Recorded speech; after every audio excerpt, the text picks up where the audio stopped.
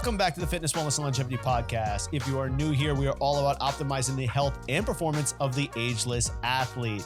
So we have tons of guests from the medical, nutrition, and exercise community. So if you're into that type of thing, please subscribe. In today's episode, Scotty Hagnes and I are talking about our daily workout routines. How do we prep for it? What are our goals? And how are we actually structuring our workout routines to optimize our goals and performance? If you like today's podcast, make sure you subscribe, rate, review, share it with a friend, and enjoy this episode of the Fitness, Wellness, and Longevity Podcast. Scott, how goes it? I'm good. Now that I've got everything together here, finally. Don't worry. I always say that everything works in exactly the right time as it should, as they say, or as I say. So Scott, we had a great podcast over the last couple of weeks. We've talked with old Rob Wolf, and I re-listened to that podcast, and man, like I took some notes while listening to that podcast because, you know, both you and he were dropping some serious knowledge bombs there that I had like epiphanies afterward and have really influenced some of the coaching that I've had going forward. But like, were there any aha moments that you had during the podcast?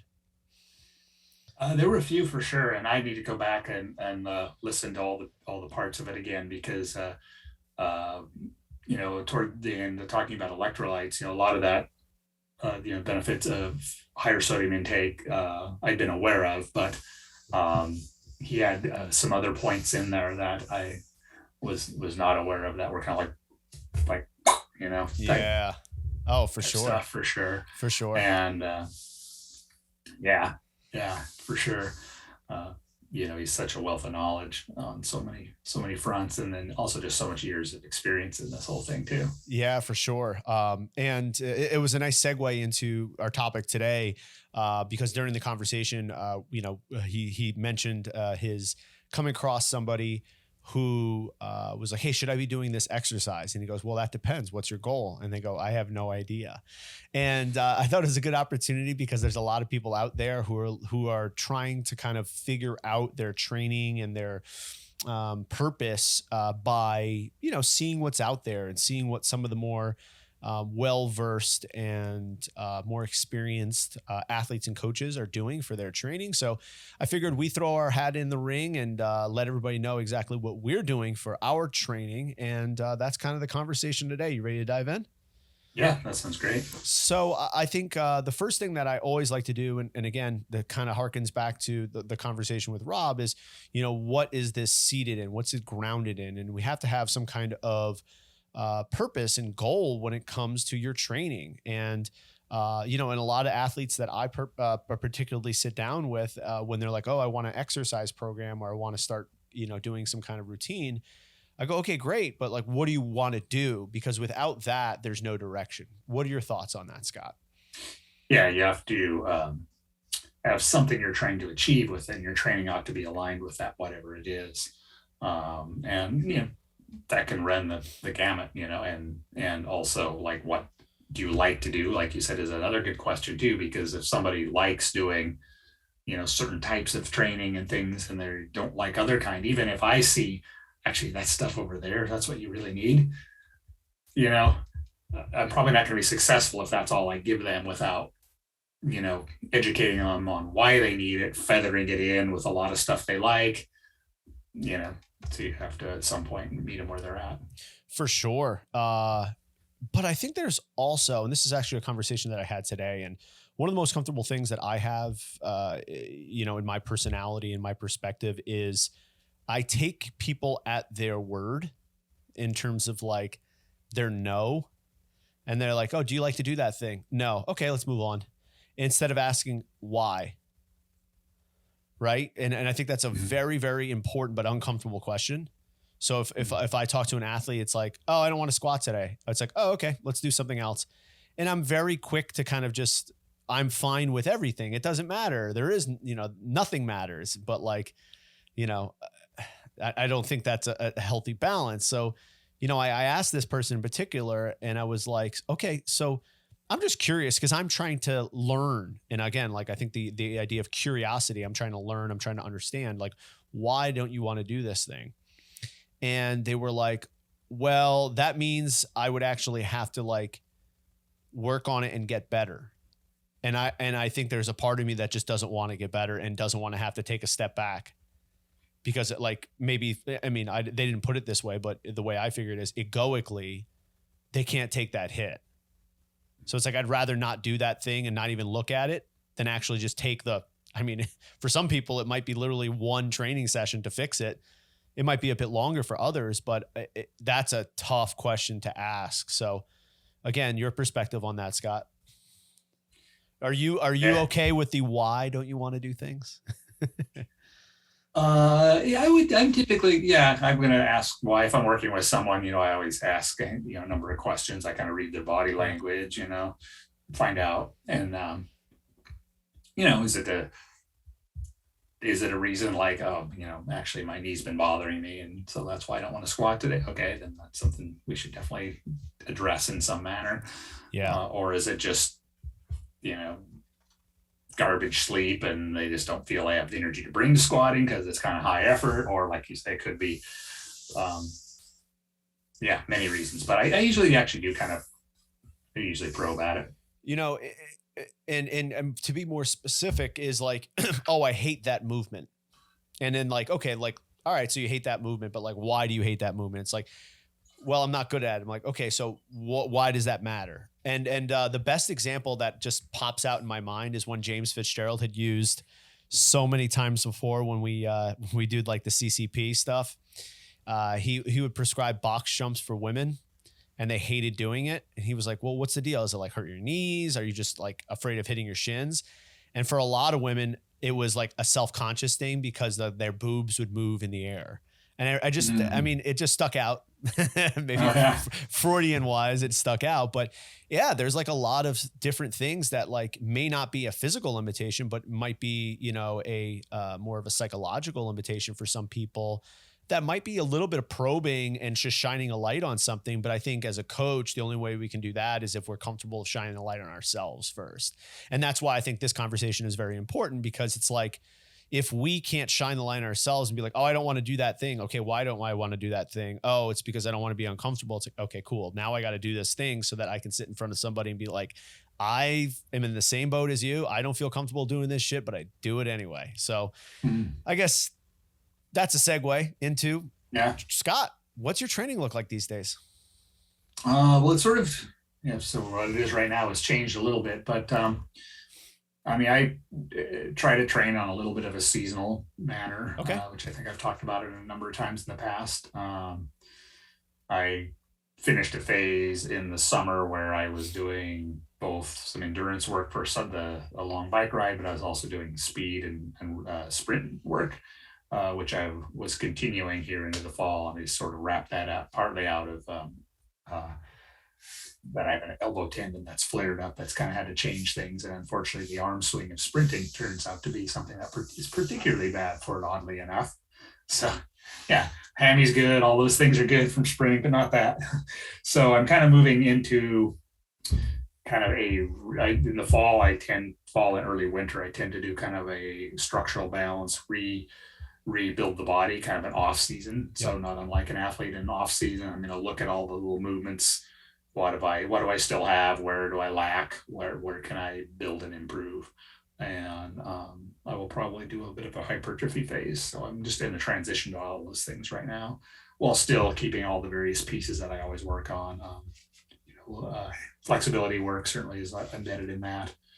And I'm trying to do more elasticity drills and things like that, trying to improve that area of my function, which I've never really focused on much. Nice. And typically, how long are your training sessions these days? Usually around an hour. I try to, okay. I'm busy enough that that's really realistic. And I find if I'm efficient, I can usually get done everything I need to in that time.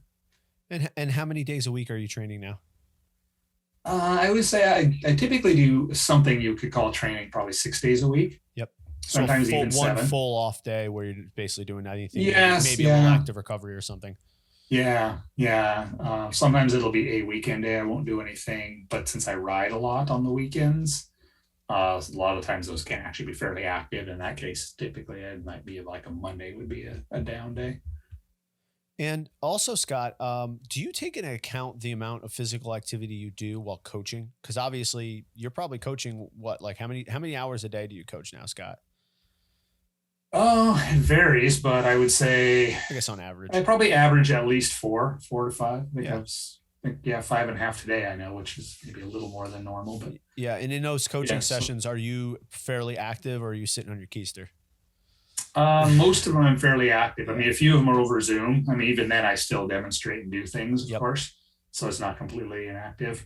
But yeah, I still help them loading bars and getting equipment ready. I'm demonstrating things. Yeah. Um, and so that does absolutely add in. And I don't really factor it in too much, just in that I've years and years of that type of activity continuously. I've always felt it plays that has a piece to play in my overall, fitness and work capacity Oh, for levels for sure. sure. Hmm. Yeah. Yeah. Yeah. So, all right. So right now we're in that structural balance phase, getting some elasticity and then evaluating some movement stuff. And will you be going into like a progressive overload as you do this structural balance, or is there some kind of other periodization that you're doing? And the little movements I tend to stick with because I find they often respond to a nice linear progression, keep it fairly simple. Some of the bigger movements, I have been using sort of a conjugate system that I've been using with some of my clients as well, where I'm rotating the lifts on a fairly regular basis, usually like 3 variations I rotate. And the rep schemes rotate as well. So I'm kind of really trying to avoid pattern overload in folks that aren't trying to compete in, barbell sport or something they have to be very specific for. And I found that really seems to really, really work well with, you see a PR, at least at that rep range and that movement basically every time you do it. And it's not really particularly taxing. So that's kind of what I've been running with. Yep. Warm up wise, you said you work out for about an hour. How long is your warm up?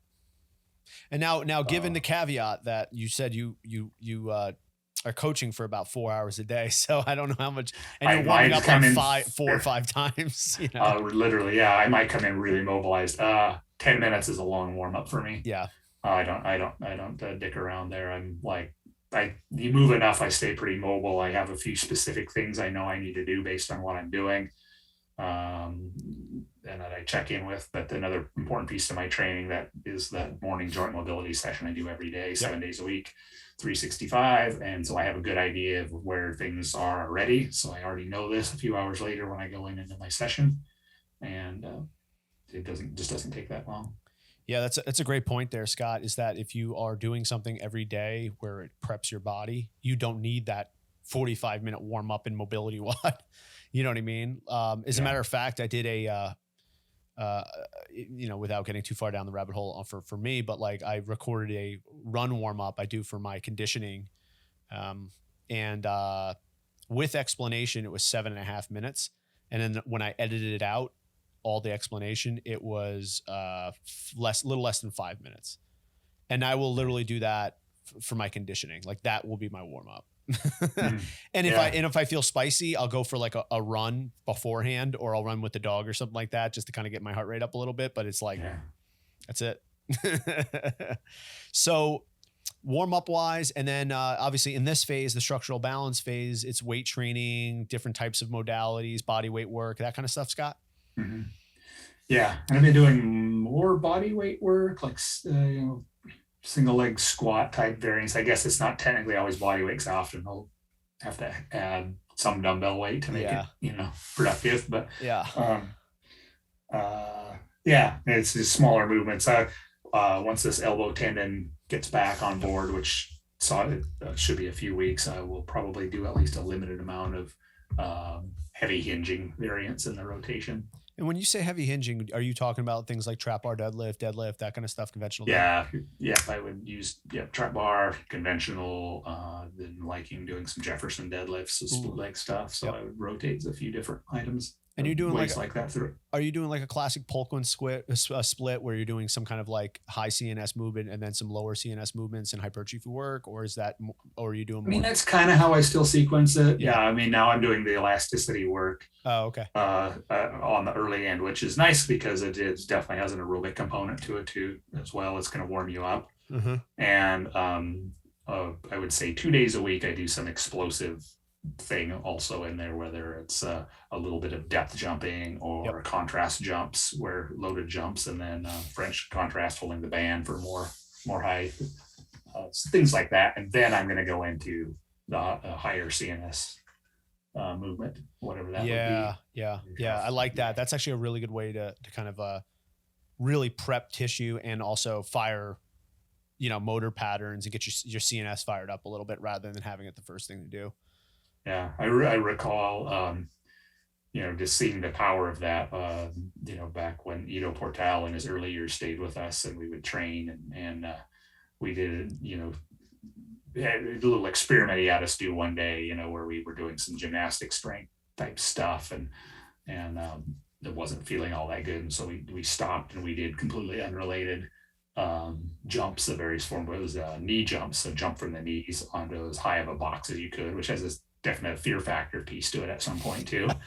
And so then that was the point, we would push us to, and then we went back to do the same movements, and everyone was like massively stronger, even though unrelated. So you can really, get a little more juice out of a session if you sequence it like that. Oh, for sure. Okay. So, then following up your structural balance work and explosive training and things like that, any kind of a cool down that you're doing, Scott?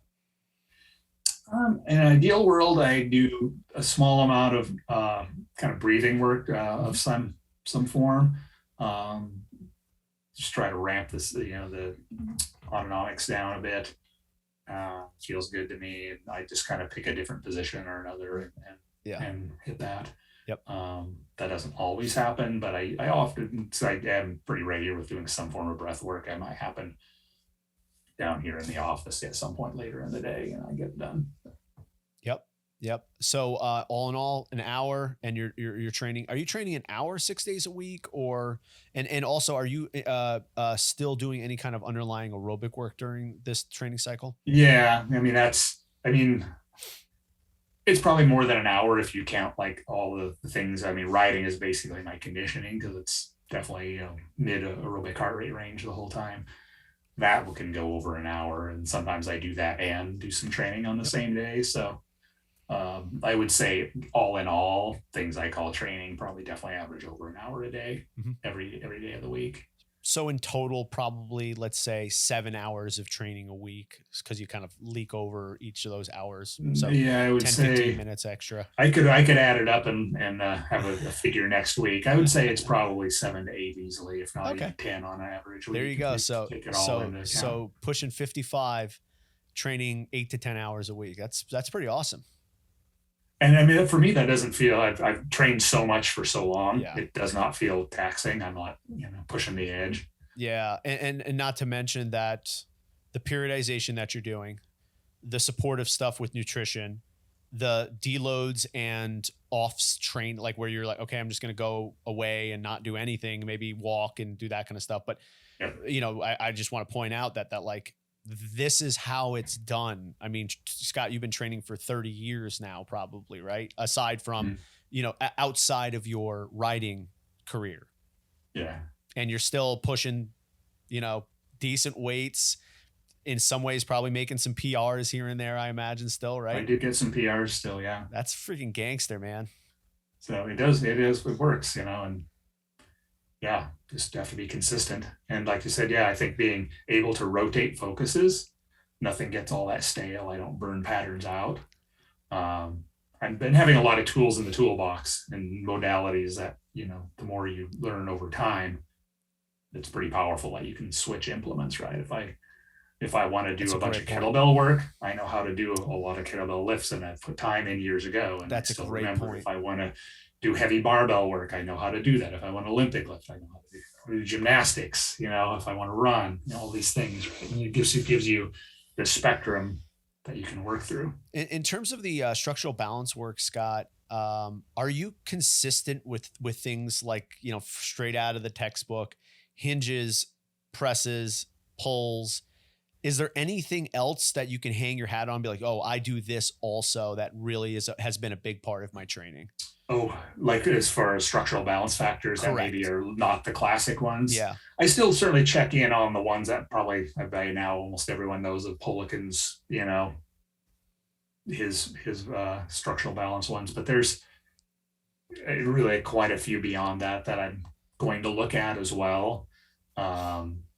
And so just referring to most people I work with, like I'm trying to get a certain capacity of shoulder extension, which that was never really covered in there.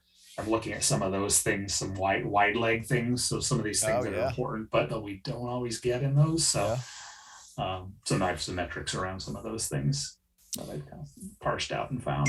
Last one for you, Scott, in terms of your training and I'm so interested in your stuff. This might be the podcast for today, and we'll go into part 2 next week where I can dive into my stuff and I can cover one of my favorite topics, me. But I was really curious how you're, because you talked on the podcast with Rob about, your very minimalist session. So I'm super curious to hear about that. So the last one I want to know, Scott, is at what capacity and also how often you train wrist and grip strength. Because and let me explain why. Because one, obviously there's a huge gymnastics component to a lot of what you do, but also to supplement and complement the riding that you do. So I'd love to know about like how you structure your grip training throughout the year. Yeah, and that's something I need to develop more. I have some, so for the programs I have for specifically for riders, I have some. That is one of the main structural balance areas. We actually look at your basic wrist extension strength. One I find really important is the hub grip. Oh, a hub grip. That's what you call it. Okay. Yeah. And some metrics around that. That's great. And then a lot of the, decent ability through what we might be known as the wrist series. So basically the gymnastic prep stuff, first knuckle raises, reverse wrist push-ups, my favorite things along those lines. Yeah. Yeah. And I'm still looking for better metrics. Like some of those, I've gone down some rabbit holes, but I still haven't parsed it out and got it to where, necessarily where I think it probably should be. Yep. So it's on the list. And at least correlate to things like, injury prevention and also like downstream effects on things like elbow and shoulder. Yeah. Yep. Yeah. I know with having to have that elbow issue recently, I was just a couple hours ago, I had a brief break between clients and I was just trying some things I hadn't tried for a while, wrist and finger wise. And I was like, this a little more challenging. Some attention because I have not done this a little while and it's clearly backslid. So yeah, for sure. Anecdotally, I remember a story by Scott Sommer, the gymnastics coach, USA. Oh, Chris Sommer. Chris Sommer, correct. Yeah, gymnastic bodies. Was he the USA junior national coach or national coach? I think he had an athlete that was. Yeah, he was. Yes. Okay, so he went off to UT for college gymnastics, and he came back with a back injury. And he goes, okay, let me see your flag. And that's where you get on the parallel bars and you move your body into a horizontal position with your arms overhead in basically a side plank. He couldn't do it. So he goes, oh, okay, let me take a look at the training program. And they basically eliminated in this college level training program a lot of the accessory movements for building oblique strength. And sure enough, because of that inability to demonstrate good oblique strength, the lower back started to suffer. And it was just interesting that like maybe there are some specific metrics and exercises for the hand and wrist that end up moving upstream. Oh yeah. And actually I'm glad you mentioned that because that's another area that I do look at some metrics for is side bending, because almost to a T, it doesn't matter if you're inactive or you're super athletic and have a big training history, people come in and they move like shit if I want them to move side bend in some way, and that's such a problem for the low back. And I find it develops pretty easily. And people just feel so much better when they do that. So having some metrics around both ability to sideband and actually handle some load in those positions. We are definitely going to continue to dive deep into this conversation, and we will get into part 2 next week. But in the meantime, Scott, you've opened up a can of worms here, and I imagine that there's going to be a lot of people who want to learn more about Scott Hagnish training. So how can they do it? Well, one thing that I've been doing for a while is I do have an online training group, and it's essentially sort of patterned after what I'm doing in my own training. It started off initially that way, and entirely just what I was doing, but I go down so many experimental rabbit holes and have some unique interests that it follows it generally, but not exactly. So it's a template based on what I do and follows the seasons and such. So if you're interested in that or any individualized versions thereof, reach out to me at scotthagnistraining@gmail.com or Scott Hagnish Training on Instagram. Awesome. I'm Sean LaFloch. You can be at flockfitness.com. Get on our email list because there is a special offer coming out soon. I'm going to be releasing a training program specific to the needs of some ageless athletes, and there's going to be a big discount for the first few people who decide to sign up. So get on flockfitness.com, sign up on the email list, and you're going to get that offer pretty soon. So I can't divulge exactly what it is just yet, but it will be coming out soon. But Awesome. Scott, I appreciate your time, brother, and we'll talk to you next week. Absolutely. Yeah, I look forward to hearing about what you're doing next week. Yeah, man. Take care. Take care. Thank you so much for listening to today's podcast. And if you like what you heard, please do us a favor, go online and give us a review of 5 stars. It helps grow the podcast more than you know, and it's free to you. Subscribe to the podcast, share it with a friend, and we will see you next time with a brand new episode of the Fitness, Wellness, and Longevity Podcast.